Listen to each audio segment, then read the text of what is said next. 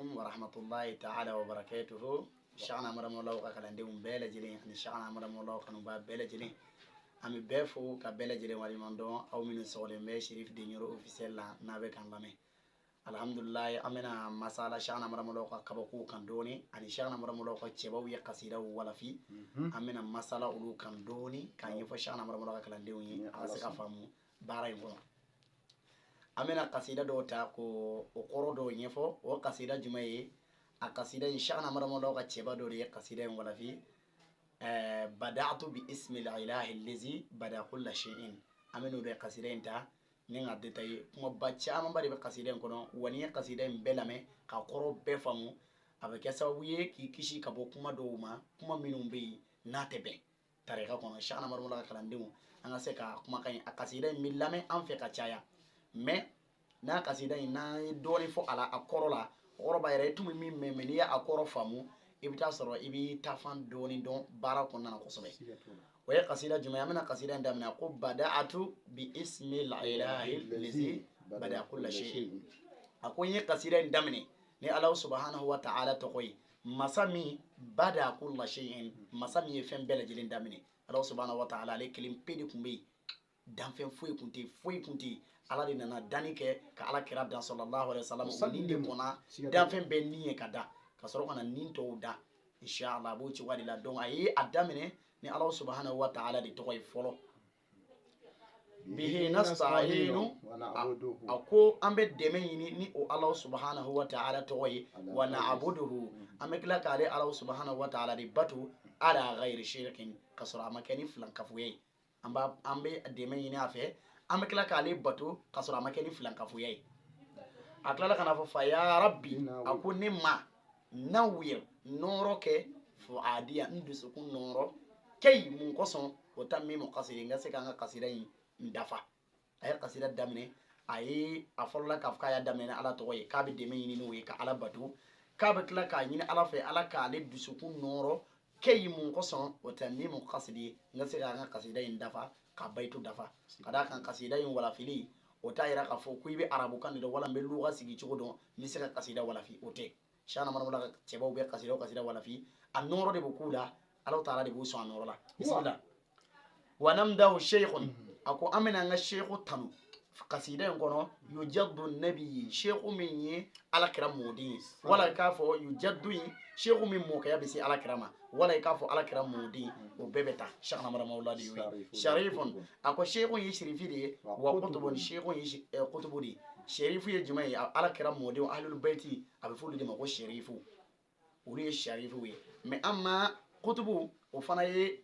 bɛ komi khalifa kelen de bɛ na a ka waati la ani maa tɛ na kutubu fila tɛ ɲɔgɔn sɔrɔ wa asuru kelen na i bɛ taa sɔrɔ nin kutubu in bɛ na nin kutubu in bɛ taa i n'a fɔ Cheikh Ahmad Tijani o ma ɲɔgɔn ani Cheikhna o ma ɲɔgɔn sɔrɔ a waati kelen na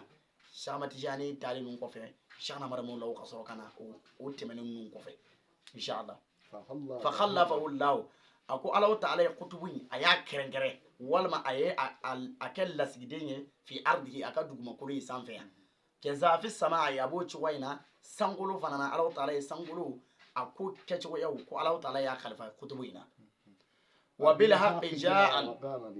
a ko wa jaa a ko Cheikhna Ahmad rahimahullah nana bil haqqi ni tiɲɛ ye wa qama bihi a nana ni tiɲɛ ye o kɔfɛ a tilala ka jɔ tiɲɛ kan ala kulli halin lahala bɛɛ lajɛlen na Cheikhna nana ni tiɲɛ ye a nana ni min ye la ilaha illallah fɔli o ye tiɲɛ ye mɔgɔ caman bɛ tiɲɛ f'i ye mais a yɛrɛ tɛ tiɲɛ waleya mais Cheikhna nana ka na tiɲɛ fɔ ka tila ka jɔ tiɲɛ kan lahala bɛɛ lajɛlen na a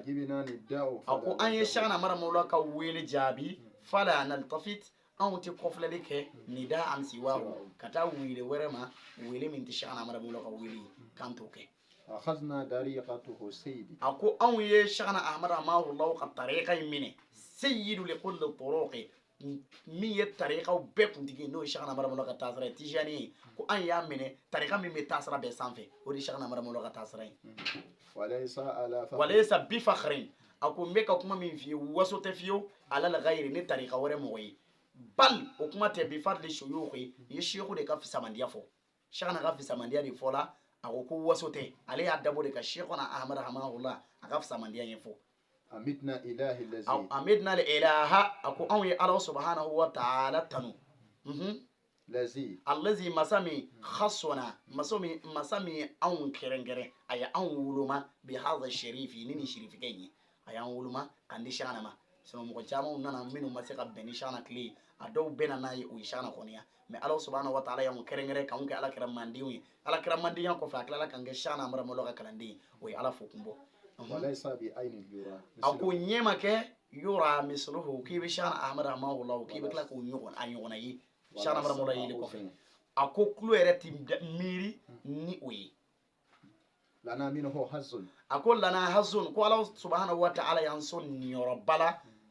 minhu ka bo shana ahmad rahimahullah yoro naha zikruhu ni yoro in foli balendo falaysa yajuzu katibi an yoro in kafo bamana ba fote ni tiye be mana foli kama Allah subhanahu wa ta'ala yan son ni yoro bala shana mara mo loka tarikaina kumme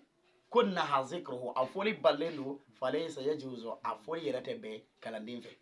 lana ma la ayni lana ma akufembe anye shana mara mahulawi la aynun nyema ke ra'at misluhu kibo fen yonai wala khatra qalbin dusukun yere atimiri no yi dusukun timiri ni oyi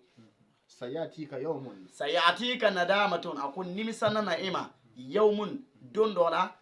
la yafiduka shay'an itina nafa foi soro odoina o ya alqiyama jodoi ni nimisabana ke ni jumedi bi ihda wa ashra ako ni tani kelen soro baliyayi keza indana tani kelen min be ambolo bi izni sahihin de bala izni sahih jumai an wata sare wurdi temene kunfe ibn ayib wurdi min karsala fu alakira sallallahu alaihi wasallam kunfe barate suyukhu dariqatuna khamsatun aku an ga tariqan sheikhu yduruye fa sheikh himaya akum ben shana amara mawlahi folo walaysa wa sheikh sid muhammad aku an ga tariqan sheikhu fulana wa sheikh sid muhammad zil akhdari min lakhdari kai wa sheikh sid tahara yang tariqan sheikhu sabanai wa sheikh tijani aku an sheikh ahmad tijani shama tijani min ne ke imamun nabi tide with nabi yuma yema yorono ala kare sallallahu alaihi wasallam aku an wa tariqan sheikhu yiduriye ala kare yere ba dafa durula sallallahu alaihi wasallam fa inni ubaydun aku ne joni ni ko abidun arabu kana we joni me ubaydun nye joni kasiran zunubi joni min ka jurumu ka cha amanya ga yere la ka fone di shana ka kala ni amanya ga yere la aku fa inni ubaydun ne joni nye kasira zunubi joni min ka jurumu ka cha da'utu ke rabbi mika Allah subhanahu wa ta'ala wili mujibu du'a aku du'a jabi ba ala astajib da'wati aku nika wili wala ngadwa wi jabi wasatir uyubi ikakala kan lebu sutura yako min ke gundula min ala ce min ye kabini lebula usutura amanya gaire la de Allahumma rabbi ako ne mantigi ala bi jahi nabi ala kira horoma koso fa asin khitami ne labanye ala kira horoma koso ala ka ne labanye kasira tigi ndo yefo ya rabbi ala ka ambe labanye ne ala kira horoma amin wa yawma mamati ako ngasa yaddo yakun hadiran ako ala kira ka kane hadari baye wa salli alayhi akakla ka silinika fa arham ilahi ya waliduna fa arham ilahi ako nemma hinenena ya walidina Allah subhanahu wa ta'ala hineni bangi ba fulala walil muslimina ane kasan hina islami shu bele jilina salatu ilahi ako Allah subhanahu wa ta'ala ka nema bila adadi dante nema minuna dawaman alayhi ka dumi ala karaka kazaka ako aboci wala ala subi nema in ka dumi ala karaka sahabauka ajma'ihim ubela jili wa ali ane kira somo wa sallim ane kishi kake ni bele jili ya rabbi ala ka Allah baye ala kan balu ni isra'in ka ala man kununa ni isra'in ka donc alhamdulillah ya kanu kanin barukun alhamdulillah o temena ko fene fura min be nabe cewde ma ko sobe insha Allah kursi jala la gushi be cemino na hakito be kuma ka alhamdulillah ni fura nana awjiki akoro abe soro ambalma ke cheikhu mahin kadu sibulo alhamdulillah ka contacter flene sanfe ni ya tapi ka vocal chama wala ka wuli telephone na be soro sira mi fe o bi nyefo yi alhamdulillah ala kambe sawaba